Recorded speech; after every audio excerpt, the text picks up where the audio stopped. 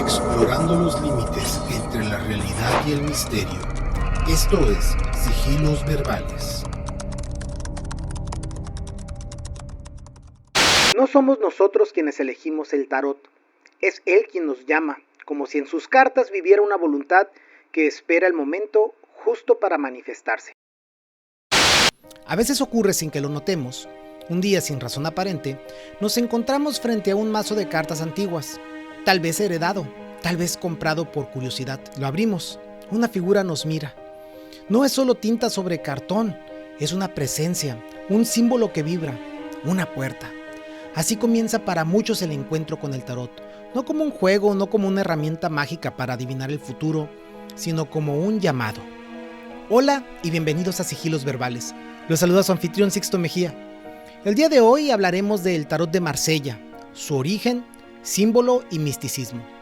Antes de continuar, quisiera agradecerte si ya te pasaste a ver el episodio de la carta extraterrestre y lo compartiste. Agradezco de corazón su apoyo por encontrar a la persona que redactó la carta. Ahora sí, sin más, continuemos. Para Alejandro Jodorowsky y Marianne Costa, el tarot es un ser vivo, uno que respira a través del simbolismo, que habla sin palabras y que nos invita, si estamos dispuestos, a caminar por un sendero interior. En sus propias palabras, el tarot no sirve para adivinar el futuro, sino para comprender el presente y sanar el pasado. En su enfoque, leer el tarot es permitirle al inconsciente expresarse a través de imágenes arquetípicas que han acompañado a la humanidad durante siglos. Pero este llamado no es para todos. Hay quienes abren un mazo, no sienten nada y lo vuelven a guardar. Otros, en cambio, lo miran y se sienten observados, como si el mazo los conociera, como si llevara siglos esperando. Marianne Costa escribe que el tarot no es un objeto externo, sino un espejo del alma. Cada carta, cada figura, cada color y movimiento dentro del diseño responde a un código milenario, pero también íntimo. Lo que vemos en el tarot nos lo decimos a nosotros mismos. Es literalmente una conversación con el alma. Quien lo estudia, pronto descubre que las cartas no funcionan como una lista de significados fijos. ¿Hay una clave universal? No hay una clave universal. El tarot, según estos autores, no es un símbolo diccionario de símbolos ni un manual para predecir. Es más bien un mapa cuya lectura exige intuición, entrega y una disposición constante al cambio.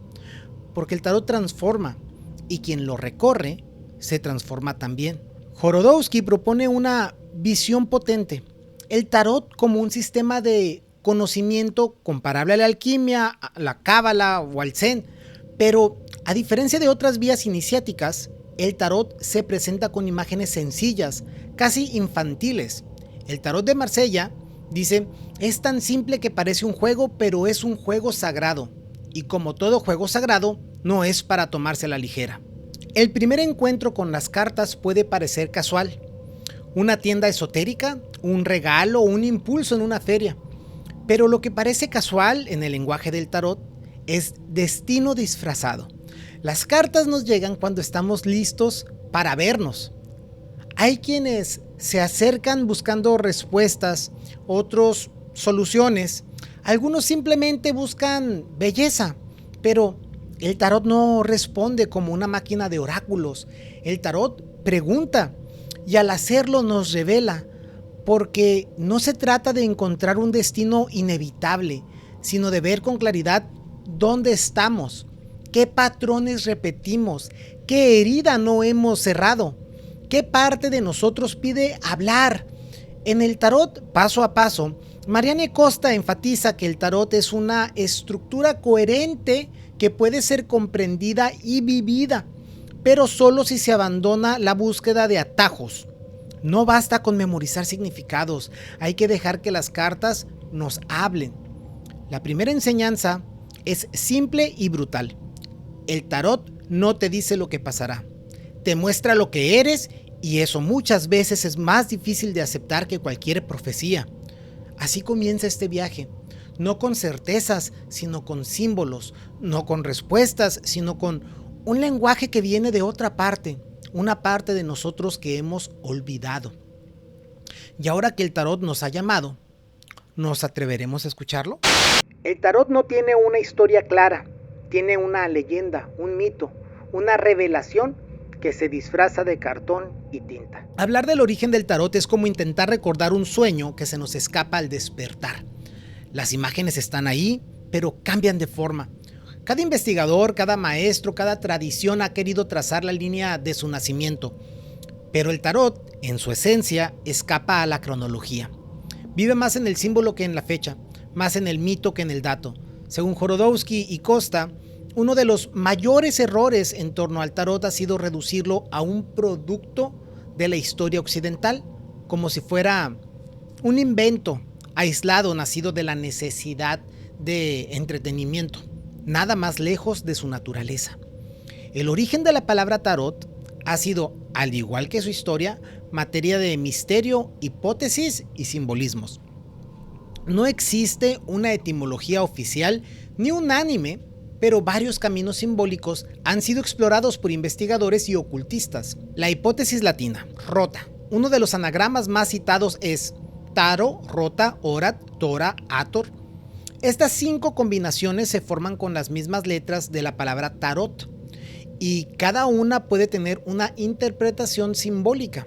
Taro, raíz de tarot, el juego, el camino.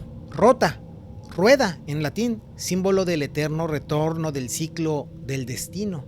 Orat, reza en latín, conexión con lo sagrado. Tora, la Torá hebrea, los 5 libros sagrados. Ator, anagrama de Hathor, diosa egipcia de la belleza, la música y el amor.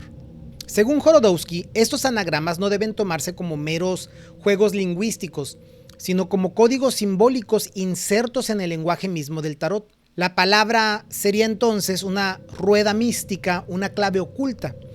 El tarot es una rueda que ora la Torá a través de Hathor. Otra tradición sostiene que tarot proviene de 2 palabras egipcias, tar, camino, y ro o ra, real o regio, es decir, el camino real o el camino del rey. Esto aludiría a un sendero iniciático, una ruta de sabiduría y transformación. Aunque esta hipótesis no está respaldada filológicamente por el egipcio antiguo, académico, se mantiene viva en el discurso esotérico y simbólico.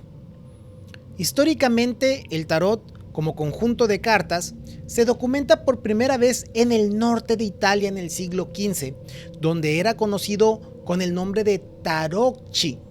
El término tarocchi aparece ya en 1505 en documentos de Ferrara y designa a un tipo de juego de cartas derivado de otros juegos anteriores llamados naivi o trionfi. Tarocchi en plural de tarocco o taroccho no tiene un origen etimológico del todo claro, pero algunos lingüistas proponen que viene del verbo italiano taroccare, que puede significar alterar o falsificar, como un vino adulterado, refinar o modificar. En un uso más moderno y vulgar, tarocco también significa copia falsa, pero esto es muy posterior. ¿Cómo se transformó tarocchi en tarot? Cuando las cartas viajan a Francia entre los siglos XVI y XVII, la palabra tarocchi se transforma en tarot, pronunciado sin la T al final. Esta forma francesa es la que sobrevivió y se popularizó en los círculos esotéricos europeos, especialmente a partir del siglo XVIII. Autores ocultistas como Coeur de Gebelin adoptaron la palabra tarot, desvinculándola de su origen lúdico y dotándola de un nuevo significado místico y simbólico. De este modo, lo que comenzó como un juego renacentista, cortesano, se transformó siglos más adelante en una herramienta iniciática cargada de símbolos y esoterismo. Tarocchi fue un juego, tarot se volvió en camino. En la vía del tarot se presenta una postura clara. Si bien existen registros históricos que sitúan la aparición del tarot en Europa en el siglo XV, su estructura simbólica revela raíces mucho más profundos. El tarot no es una creación casual del Renacimiento, es un compendio, una condensación, una síntesis de conocimientos antiguos que encontró su forma definitiva en ese momento, pero no su origen. El primer mito popular sobre su nacimiento es el del tarot egipcio. Durante siglos se dijo que las cartas provenían directamente del libro sagrado de Tot, el texto sagrado del dios egipcio de la sabiduría, de la luna y la escritura mágica. Esta hipótesis, difundida sobre todo por el ocultista Kurt de Hevelin y en el siglo XVIII, sostenía que el tarot era un legado del antiguo Egipto que había sobrevivido en secreto, disfrazado como juego de cartas. Jorodowsky no niega el valor simbólico de esta interpretación, pero aclara que no hay evidencia arqueológica que vincule al tarot con el Egipto faraónico. Aún así, no descarta la sabiduría ancestral que pudo filtrarse en sus imágenes. Aunque no venga de Egipto, el tarot es egipcio en el sentido esotérico. Como los jeroglíficos, sus figuras nos hablan por símbolos. Otro origen atribuido al tarot es el cabalístico y judío. Hay quienes han querido ver en los 22 arcanos mayores una correspondencia directa con las 22 letras del alfabeto hebreo y las 22 sendas del árbol de la vida. Marianne Costa considera que esta visión, aunque fascinante, fue una construcción posterior impuesta por quienes buscaban integrar el tarot al sistema de correspondencias de la Cábala. Sin embargo, ambos autores reconocen que esa estructura es coherente, útil y que incluso puede ser terapéutica si se usa con respeto. Luego está el enfoque hermético y alquímico, que vincula el tarot con los procesos de transmutación interior. La secuencia de los arcanos mayores puede leerse como una metáfora del viaje alquímico, desde la materia bruta, el loco, hasta la piedra filosofal, el mundo. Esta visión fue muy desarrollada por los ocultistas del siglo XIX como Eliphas Levi y Papus, quienes reinterpretaron las cartas como puertas hacia la sabiduría oculta. Pero más allá de estas interpretaciones, hay un punto central que Jorodowsky insiste en recalcar. El tarot de Marsella no nació como un instrumento de adivinación ni como un juego de mesa, sino como una estructura sagrada, una arquitectura del alma. Y esa estructura ha sobrevivido a siglos de manipulación, distorsión y trivialización. Marianne Costa señala algo clave. El tarot, como todo lenguaje simbólico, es anónimo. No tiene autor, no tiene copyright, pertenece a la humanidad. Su verdadera autoría es colectiva, arquetípica, como si fuese una revelación que se manifiesta de forma sincrónica en distintas culturas. Su forma actual pudo haberse consolidado en la Europa medieval, pero sus contenidos resuenan con más tradiciones antiguas, como el mandala oriental, los cuentos sufíes, los mitos grecorromanos, los cuentos iniciáticos. Entonces, ¿cuándo nació realmente el tarot? La respuesta de Jorodowsky Costa es clara. El tarot no tiene solo un punto de origen porque no pertenece solo a una cultura. Es una síntesis viva de muchas vías del conocimiento, un lenguaje que apareció cuando la humanidad estuvo lista para recibirlo. Un espejo hecho de fragmentos.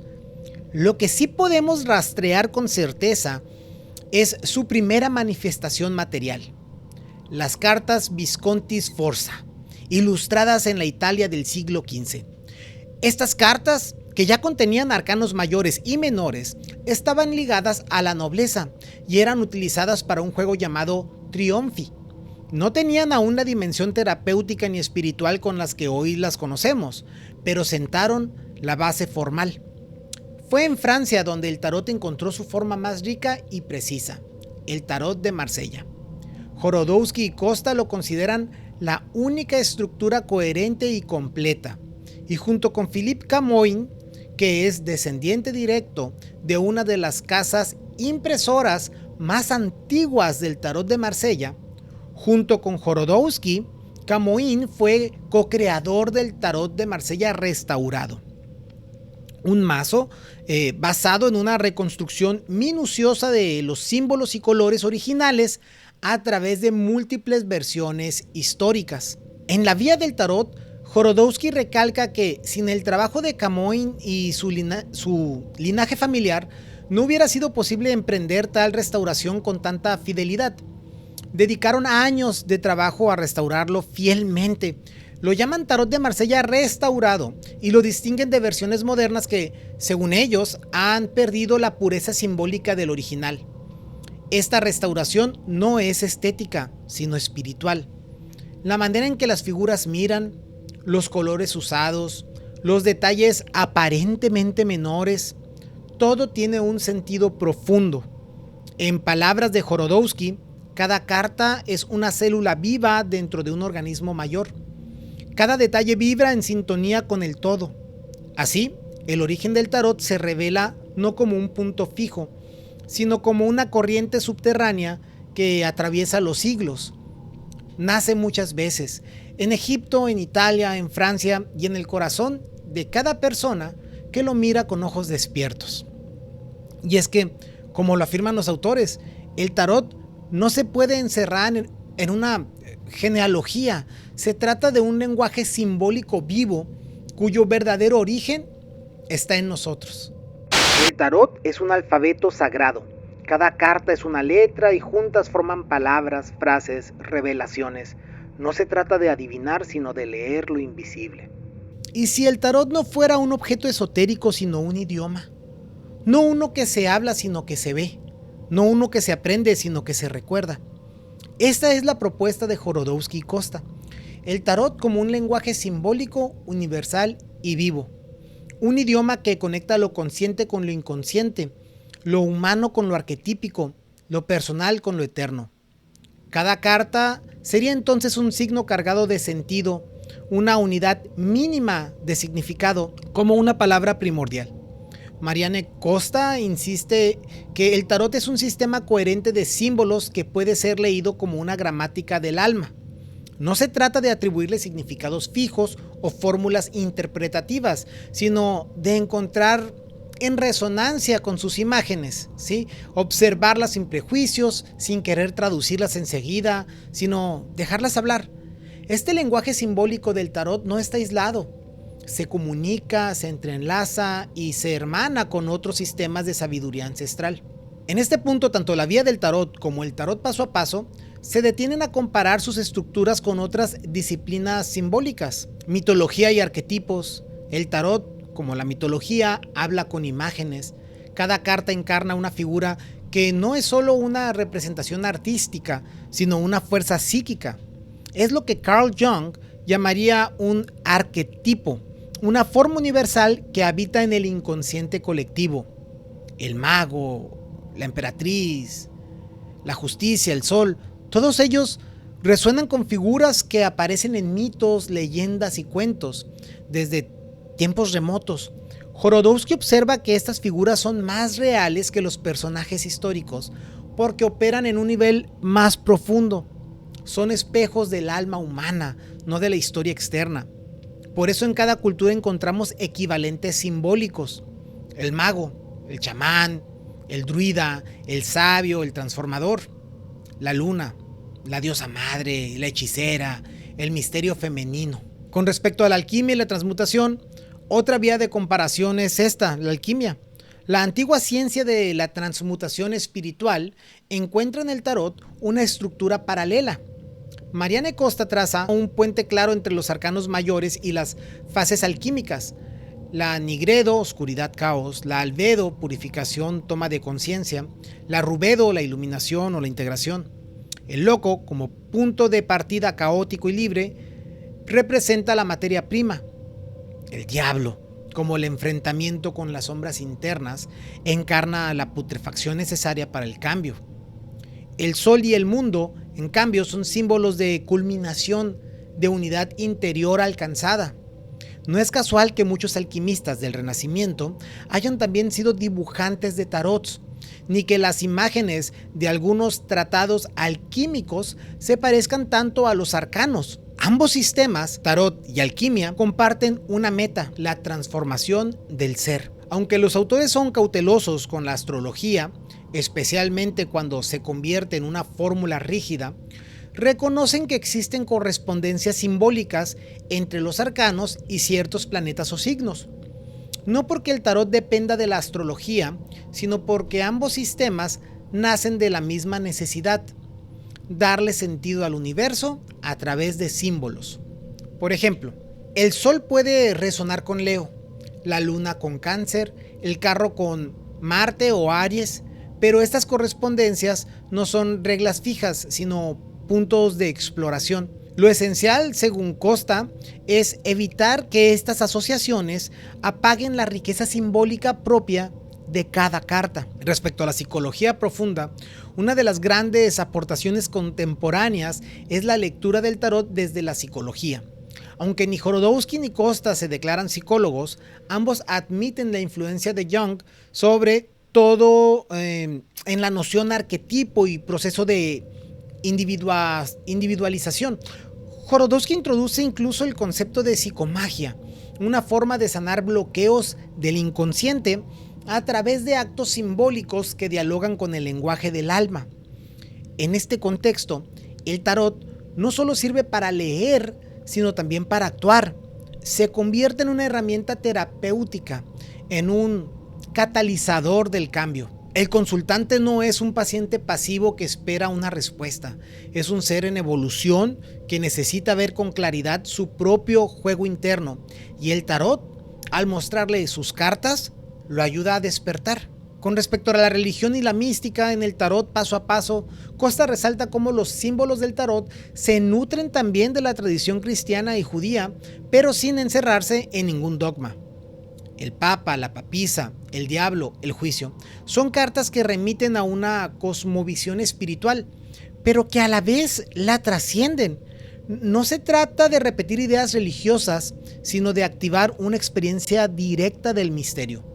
La papisa, por ejemplo, puede representar tanto a la Virgen María como a la Sofía agnóstica, o a la gran sacerdotisa de los misterios eleusinos.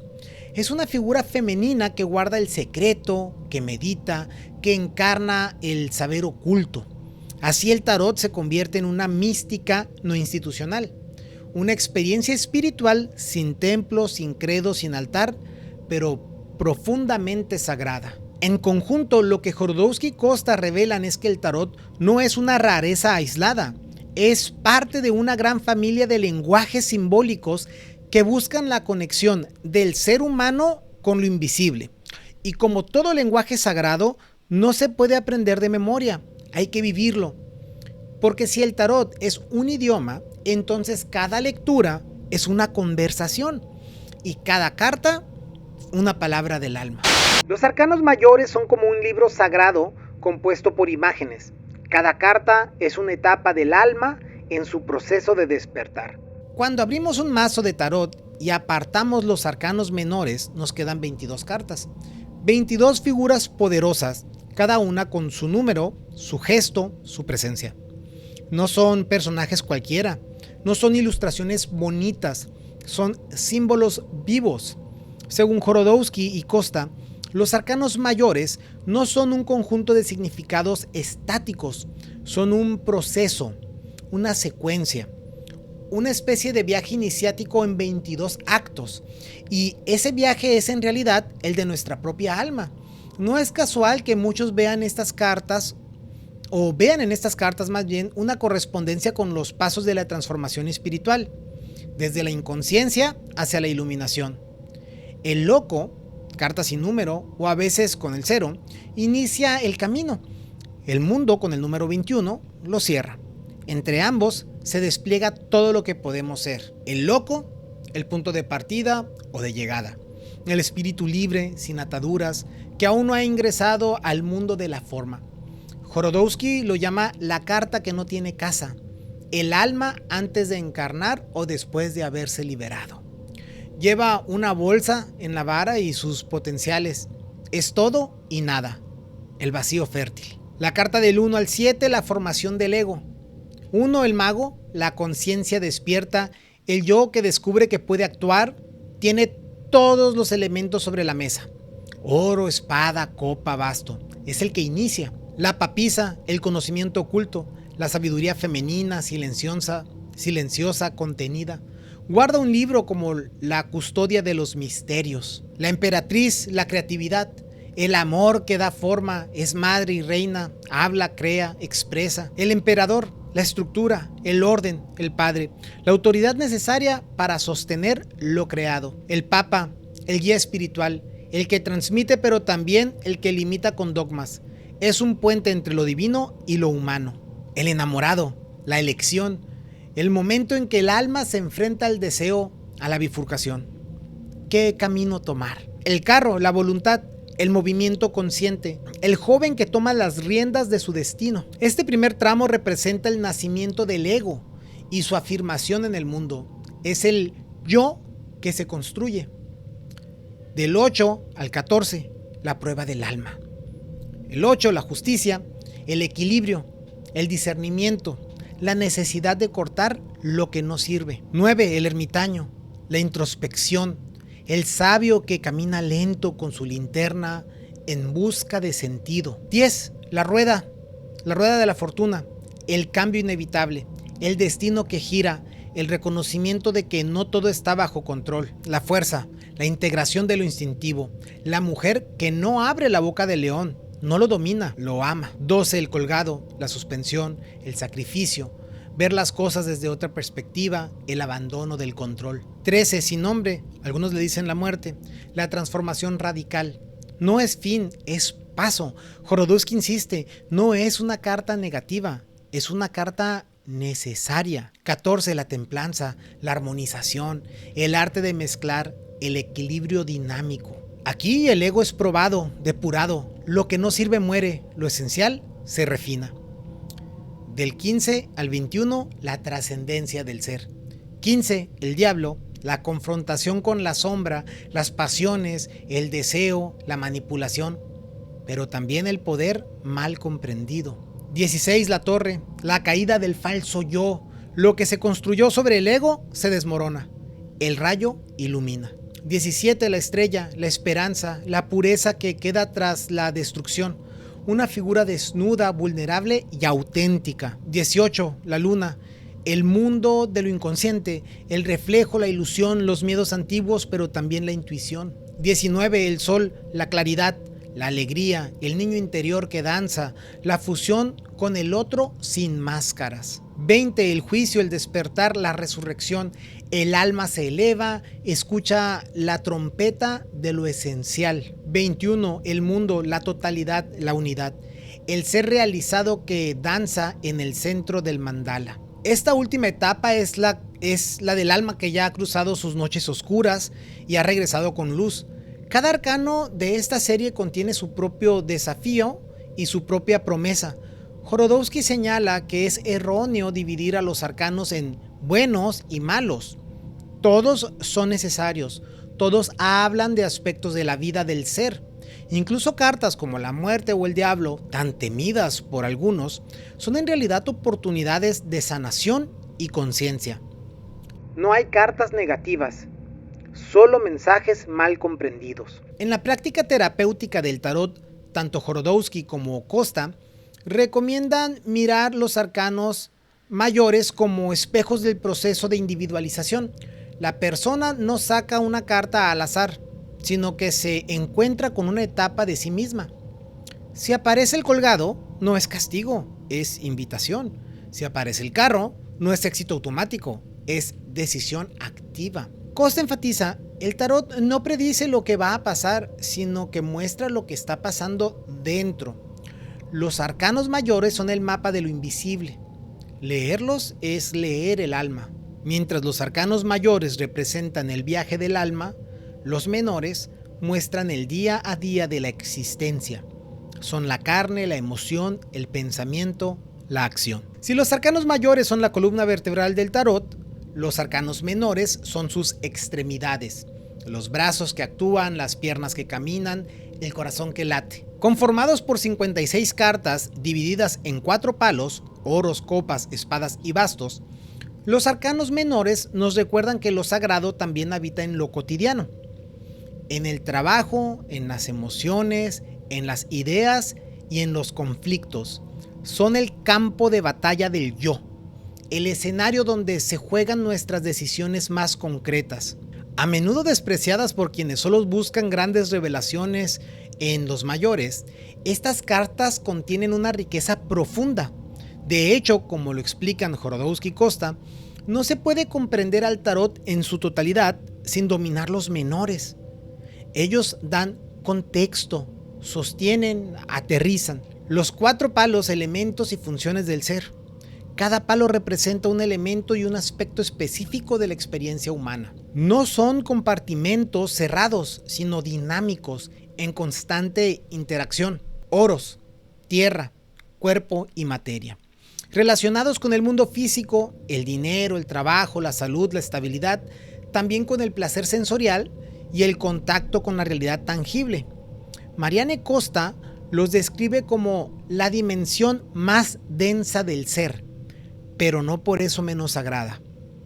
Trabajar con los oros es trabajar con el valor, no solo con lo económico, sino con el valor de uno mismo. Copas, agua, emoción y afecto. Son el territorio del corazón, del amor, de las relaciones, pero también de la sensibilidad, la vulnerabilidad y la intuición emocional. El trabajo con las copas es, en palabras de Jorodowski, una danza entre el deseo de fusión y el temor a la pérdida. Aquí se representan nuestros vínculos y nuestras heridas. Espadas, aire, mente y conflicto. La mente que piensa, que razona, pero también que divide, duda, ataca o se defiende. Las espadas pueden ser aliadas o enemigas dependiendo del uso que les demos. Costa advierte que este palo, aunque doloroso en muchas cartas, es necesario. Representa los procesos de discernimiento, las separaciones saludables, las luchas internas por claridad, bastos, fuego, voluntad y acción. Simbolizan la creatividad, la energía vital, la sexualidad activa, la fuerza para emprender. Son el fuego interno que nos impulsa. El trabajo con bastos permite canalizar el deseo hacia la acción coherente o descubrir dónde estamos dispersando energía. Del as al 10, el ciclo numérico. Cada palo contiene cartas numeradas del as al 10 que representan un proceso evolutivo. No son simplemente niveles o cantidades, son etapas. As como el origen, la semilla, el potencial puro del elemento. Algunos también lo mencionan como 1. 2. La polaridad, el primer espejo. 3. El surgimiento de la acción, la manifestación. 4. La estructura, el equilibrio inicial. 5. La crisis, el conflicto que rompe lo establecido. 6. La armonía reencontrada, el crecimiento. 7. La prueba, la exigencia del alma. 8. La expansión o repetición, a veces rutina. 9. La maduración, el exceso o el logro. 10. La culminación del ciclo, que a veces se convierte en carga. Este patrón numérico está presente en todos los palos, pero toma diferentes formas según el elemento en juego. Un 4 de copas no tiene el mismo tono que un 4 de espadas. Uno habla de apatía emocional, el otro de estabilidad mental o estancamiento. Las figuras de la corte, la familia interior. Además de las cartas numeradas, cada palo contiene 4 figuras de corte: sota, caballero, reina y rey. Estas no representan personas específicas, sino partes de nuestra psique. La sota, lo adolescente, el inicio de una función psíquica. El caballero, la función en movimiento, exploración activa. La reina, la integración interior, la madurez emocional del palo. El rey, la manifestación exterior, el dominio consciente. Jorodowski los interpreta como aspectos de la familia interior. Cada persona lleva en sí mismos un rey de bastos, voluntad madura, una reina de copas, afectividad profunda, una sota de espadas, curiosidad mental, etc. Al parecer, estas cartas en una lectura no hay que preguntar quién es esta persona, sino más bien qué parte de mí se está expresando así. En el trabajo terapéutico con el tarot, Costa recomienda no separar excesivamente los arcanos mayores de los menores. Aunque los primeros muestran la gran trama espiritual, los menores nos dicen cómo se juega esa trama en lo cotidiano. Por ejemplo, si una persona saca el sol como carta central, pero está acompañada del 5 de copas, puede que esté en un momento de claridad, pero cargando tristeza emocional no resuelta.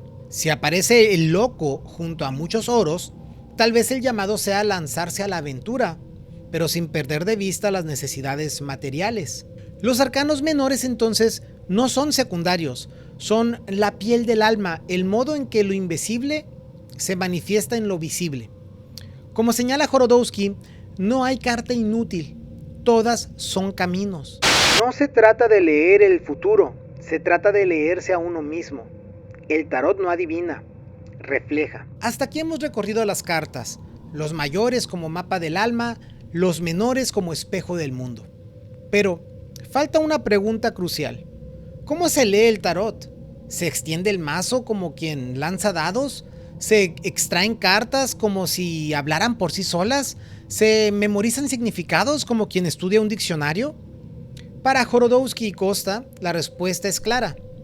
El tarot no se interpreta, se dialoga con él. No se trata de imponerle un significado a las cartas, sino de dejar que ellas revelen el mensaje preciso, en el momento justo a la persona que las convoca. Marianne Costa plantea una idea poderosa. El tarot es un espejo simbólico. No muestra el futuro, sino el presente profundo, lo que ya está ocurriendo pero tal vez no vemos con claridad. En ese sentido, una tirada de cartas no predice nada. Más bien, revela lo que está activo en el campo energético y psíquico del consultante. Nos hace ver lo que no vemos, pero que ya está actuando en nosotros. Es por eso que el tarot, cuando se lee con conciencia, puede resultar tan incómodamente certero, porque nos enfrenta a nuestras contradicciones, a nuestros autoengaños, a nuestros deseos ocultos. Nos desnuda, pues. Como escribe Jorodowski, el tarot no miente. Si hay mentira, está en quien lo interpreta. Por eso, más que técnica, leer el tarot requiere presencia. El lector es un testigo, no un adivino. En la vía del tarot, Jorodowski y Costa son muy enfáticos. El lector de tarot no debe asumirse como vidente ni como poseedor de poderes. Eso sería una traición a la verdadera ética del tarot. El lector debe ser un testigo humilde, alguien que ha limpiado su mirada para no proyectar sus miedos o deseos sobre el otro. Alguien que ha trabajado con su propia sombra para no distorsionar la imagen del consultante. De hecho, antes de leer para otros, ambos autores recomiendan un proceso profundo de autoconocimiento con el tarot. Aprender a reconocerse en cada carta, a dialogar con ellas como aspectos internos. Costa explica, cada uno de los arcanos vive en ti. Solo puedes hablar de ellos si los has sentido. Este enfoque es lo opuesto a las lecturas mecanizadas o supersticiosas. Aquí el tarot se vuelve una práctica viva que exige apertura, humildad y presencia constante. En una lectura terapéutica o evolutiva, como la llaman los autores, lo más importante no es el resultado, sino el proceso.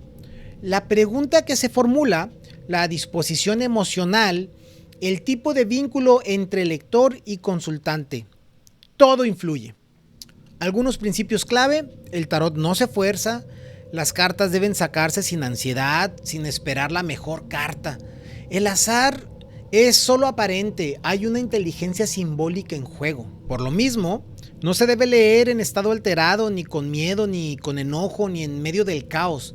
La lectura exige centro, silencio, claridad. No se debe leer como espectáculo, ni para lucirse, ni para impresionar, ni para ganar poder sobre el otro.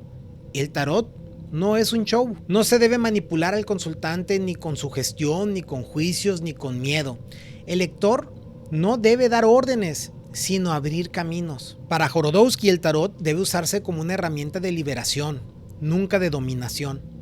Leer el tarot es acompañar a alguien en el descubrimiento de su verdad, no imponerle un relato. Uno de los enfoques más particulares que propone Jorodowski es la lectura sin pregunta previa. En lugar de que el consultante pregunte, ¿me conviene este trabajo? O ¿me ama esta persona?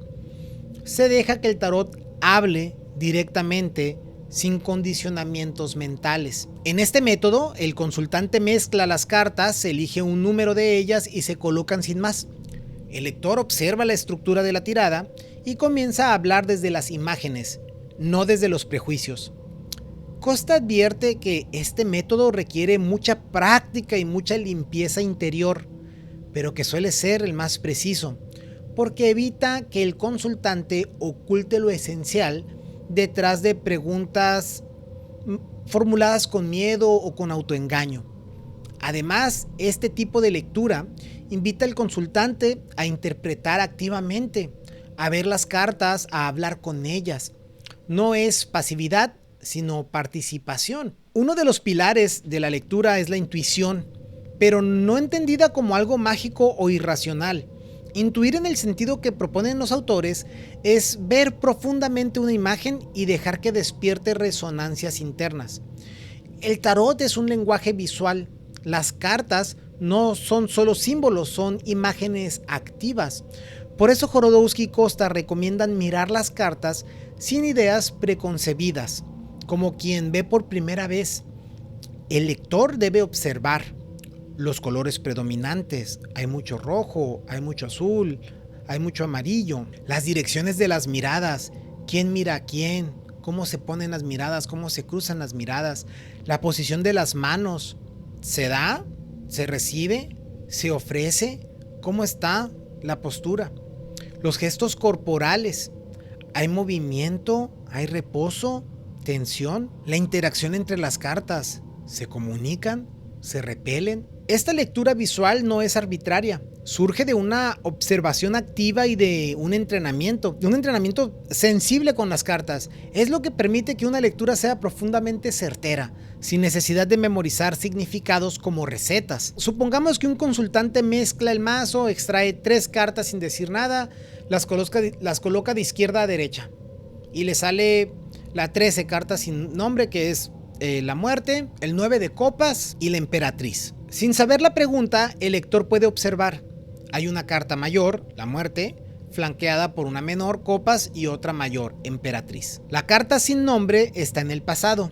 Tal vez el consultante ha pasado por una ruptura, un duelo, una transformación fuerte. El 9 de copas habla de un deseo profundo de bienestar emocional. La emperatriz puede representar el surgimiento de una nueva creatividad o incluso una mujer importante en su vida. El lector no afirma nada, solo observa, propone, invita a que el consultante hable. La lectura se construye juntos. Por último, tanto Jorodowski como Costa insisten en que la práctica del tarot implica una ética profunda. No se trata de jugar a ser sabios, sino de servir. Usar el tarot es comprometerse con la verdad, con la escucha, con la humildad, con el respeto por el otro. Por eso, el tarot debe leerse con cuidado, con amor, con conciencia. Es un acto sagrado. El tarot no se usa, se sirve de ti para hablar. Quien se aproxima al tarot con sinceridad no busca respuestas, busca transformación. Después de estudiar los símbolos, memorizar los palos, comprender los ciclos, uno puede preguntarse, ¿y ahora qué? ¿Para qué todo esto? Jorodowski y Costa responden con contundencia. El tarot es una vía, un camino de autoconocimiento, una práctica viva que transforma al que la recorre. No basta con saber tarot, hay que dejarse tocar por él, porque el tarot bien usado no se queda en la mente. Atraviesa, remueve, despierta. Marianne Costa lo dice con claridad en el tarot paso a paso. No se trata de estudiar el tarot como una técnica, sino de dejar que se instale en nosotros como una forma de ver. Eso significa que el tarot, más que un sistema de lectura, es un sistema de conciencia. Cada carta contiene una enseñanza viva y al trabajar con ellas, esas enseñanzas se filtran en nuestra vida. Por ejemplo, estudiar el colgado no es solo saber qué significa sacrificio, es explorar nuestra relación con la entrega, con la pausa, con la inversión de perspectiva. Estudiar la papisa no es aprender que es sabiduría oculta, es escuchar nuestro silencio interno, reconocer los saberes que no pasan por la palabra. Estudiar al ermitaño no es hablar de soledad, es caminar hacia la introspección real, descubrir el valor del tiempo lento, del retiro elegido. Así, cada arcano se convierte en una puerta y quienes las cruzan no regresan igual. Desde una perspectiva psicológica, Jodorowsky asocia el camino de los arcanos mayores con el que Carl Jung llamó el proceso de individuación, ese viaje que cada ser humano debe hacer para integrar su sombra, reconocer sus dones, reconciliar sus polaridades internas y llegar a ser un individuo pleno. No se trata de mejorar o evolucionar, se trata de recordar quiénes somos en lo esencial. Cada arcano entonces es un espejo de esa transformación. El mago nos recuerda que tenemos herramientas. La fuerza nos muestra cómo amar nuestra animalidad. El diablo nos desafía a ver lo que negamos. El mundo nos invita a bailar en nuestro centro. Leer el tarot como un mapa de individuación nos permite salir del uso predictivo y entrar en una relación viva con nosotros mismos. Cada tirada se vuelve una consulta con el alma. Jodorowsky afirma que nadie puede leer el tarot para otros sin haber hecho el viaje en sí mismo. No como teoría, sino como experiencia. Para ser tarotista, primero hay que ser tarot. Eso implica pasar por las pruebas, vivir las muertes, habitar el silencio, encarnar la voz. El lector que se ha transformado por el tarot puede acompañar a otros desde otro lugar. Ya no interpreta, no adivina, escucha, presencia, acompaña, se convierte en canal. Es por eso que muchos que estudian el tarot desde esta vía reportan cambios reales en su vida emocional, relacional, espiritual. No por arte de magia, sino porque el tarot nos confronta con lo que no vemos. Y una vez visto, ya no podemos desverlo. Usar el tarot para transformar no es inocente, requiere ética, porque quien se atreve a mostrar el alma ajena debe hacerlo con humildad y respeto. Tanto Costa como Jodorowsky insisten en algunas actitudes fundamentales. No usar el tarot para manipular, no imponer interpretaciones, no proyectar sobre el consultante nuestros propios miedos o deseos, no fomentar la dependencia. Una lectura profunda debe empoderar, no crear adicción. El tarot debe abrir caminos, no cerrarlos. La verdadera transformación ocurre cuando el consultante descubre su verdad por sí mismo, no cuando el lector se la dicta. Una de las prácticas más transformadoras que proponen los autores es la contemplación meditativa de las cartas. No se trata de sacar cartas para ver qué pasa. Se trata de tomar un arcano y observarlo durante días, dejar que nos hable. Por ejemplo, colocar la carta del ermitaño en algún espacio cerca de la mañana y verla durante una semana. Escribir un reporte, un diario sobre qué nos dice la emperatriz respecto a nuestra creatividad. Dibujar la carta del mundo y anotar qué aspectos de nosotros refleja. Estas prácticas no predicen nada, pero despiertan la conciencia. Nos permiten tener una relación personal, íntima con el tarot. Dejamos de verlo como herramienta externa y empezamos a vivirlo como parte de nuestra propia alma. En sus sesiones terapéuticas, Jodorowsky ha usado el tarot como una forma de diagnóstico simbólico, no para curar con cartas, sino para detectar bloqueos emocionales que luego pueden trabajarse con actos psicomágicos. Un ejemplo que menciona es una mujer que saca repetidamente cartas relacionadas con el control, el emperador, justicia, 4 de oros. En la conversación surge que tiene una relación muy rígida con su padre y con su trabajo. La lectura no le da una solución, pero la confronta con una estructura interna que necesita transformarse. Desde ahí puede iniciarse un camino de sanación real, no porque el tarot lo dijo, sino porque la persona se vio a sí misma con claridad en las cartas. El tarot muestra lo que el alma ya sabe, pero la mente no quiere escuchar. Hemos caminado entre cartas, símbolos, mitos y silencios. Hemos atravesado el sendero de los arcanos mayores, sentido el pulso cotidiano de los menores, comprendido la profundidad de una tirada y la humildad necesaria para escuchar sus mensajes. Pero el tarot, si se queda solo en teoría, no transforma, debe encarnarse, no en la forma de una práctica esotérica secreta, no como un poder al que pocos acceden, sino como una actitud ante la vida, un lenguaje para mirar más hondo, una herramienta para recordar, porque el tarot, bien comprendido, no se lee, se vive. Para Jorodowsky y Costa, el tarot no es un conjunto de naipes ilustrados, sino un templo portátil, un espacio simbólico, sagrado que llevamos en el bolsillo. En él caben los arquetipos más profundos de la humanidad. En él se cruzan lo eterno y lo cotidiano. Cada vez que abrimos el mazo, estamos abriendo un espejo. No uno cualquiera, sino uno que refleja lo que está detrás de nuestras máscaras. El consultante no viene a recibir una profecía, viene a verse, a reconocerse, a recordar quién es. Y el tarotista, si ha hecho su trabajo interior, no da respuestas, sostiene un espacio, acompaña, sirve. El tarot no es un juego para saber el futuro, es un espejo para recordar el presente eterno. Con el tiempo, ocurre algo curioso. Ya no necesitas sacar cartas para leer una situación, comienzas a verlas en la vida. Una discusión se revela como un 5 de espadas, una reconciliación como un 6 de copas, un nuevo proyecto vibra como un as de bastos, la espera se vuelve colgado, la claridad repentina un sol, el vacío existencial una torre que pide reconstrucción. Así, el tarot deja de ser algo que usas y se vuelve una lente interna, una forma de percibir la realidad con más profundidad, no para etiquetarla, sino para entenderla, aceptarla, transformarla. Jorodowsky lo dijo en muchas entrevistas y textos. El tarot es un camino iniciático, no porque te dé poder sobre otros, sino porque te devuelve el poder sobre ti mismo. Te enseña a mirar, a escuchar, a integrar, a soltar.